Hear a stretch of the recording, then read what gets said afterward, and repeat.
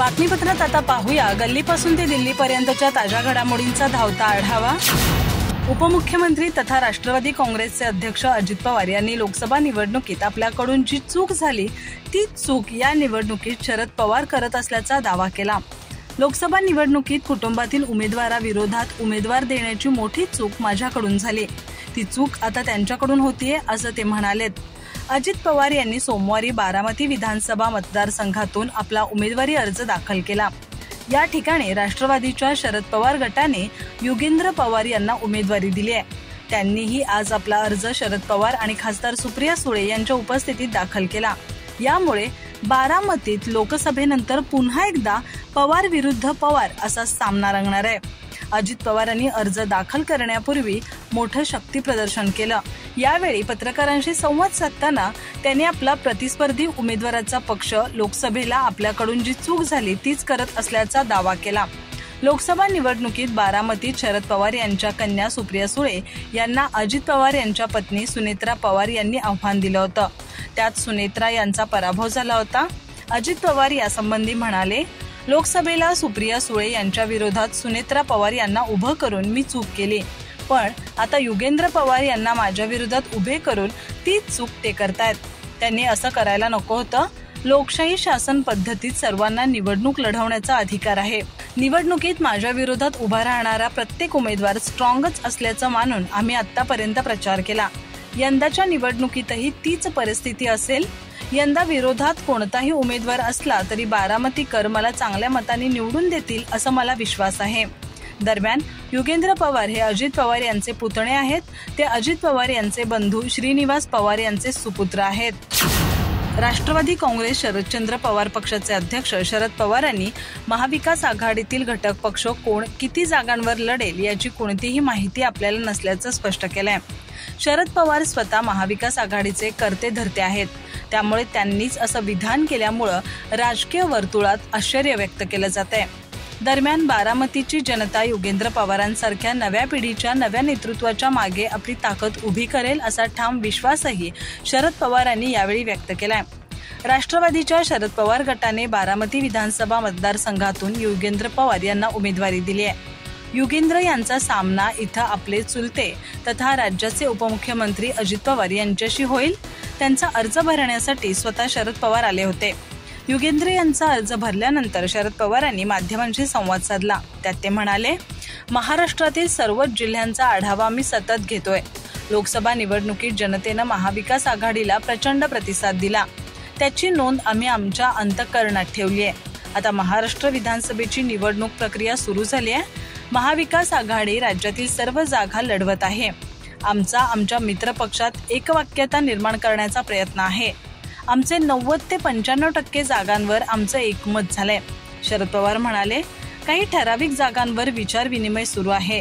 यावरील स्पष्टता पुढील 1-2 दिवसात येईल। आम्हाला महाराष्ट्रात सत्ता परिवर्तन करायचं आहे।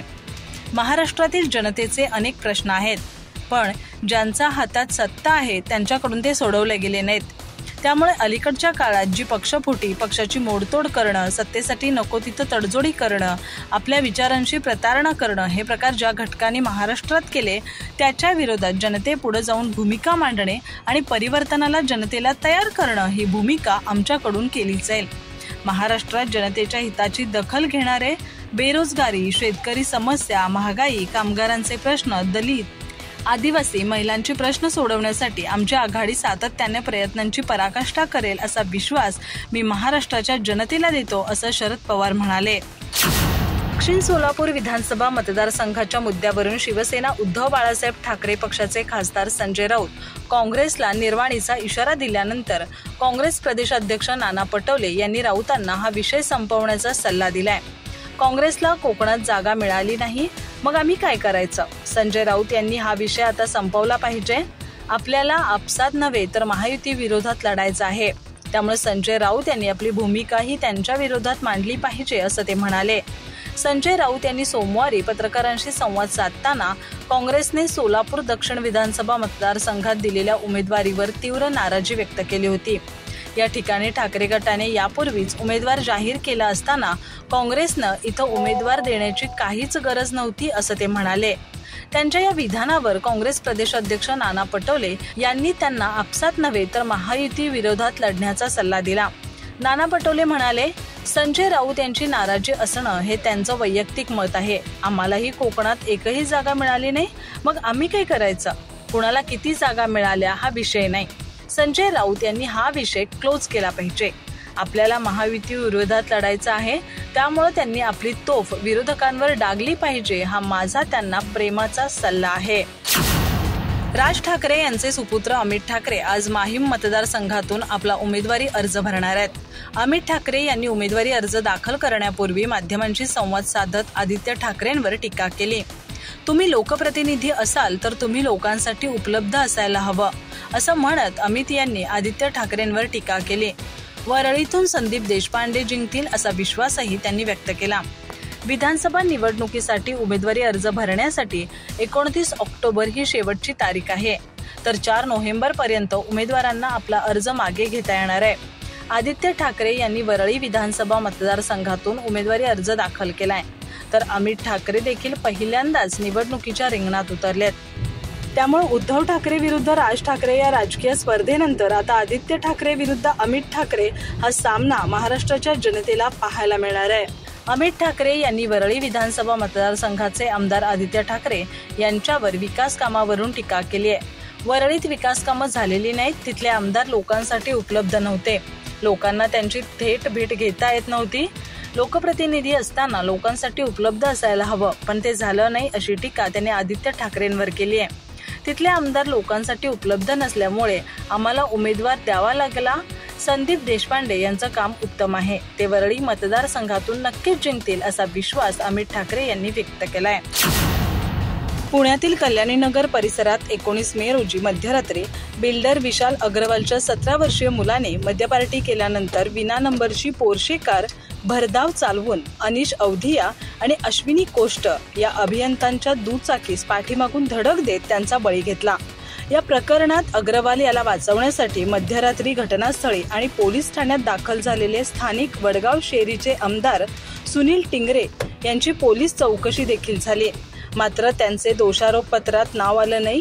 त्यामुळे राष्ट्रवादी काँग्रेस पक्ष अजित पवार गटाकडून पुन्हा विधानसभा निवडणुकीत सुनील टिंगरे यांना उमेदवारी देण्यात आली आहे। यावरून या घटनेत मृत झालेल्या अनिश अवधियाच्या पालकांनी संतप्त प्रतिक्रिया देत प्रकरणात सुनील टिंगरे यांचं नाव आल्यावर त्यांना पक्षानं तिकीट देणं योग्य नव्हतं।